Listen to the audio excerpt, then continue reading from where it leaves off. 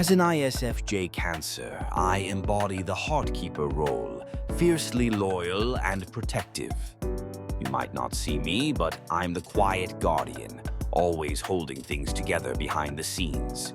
My emotional armor is pure, shielding those I love from harm.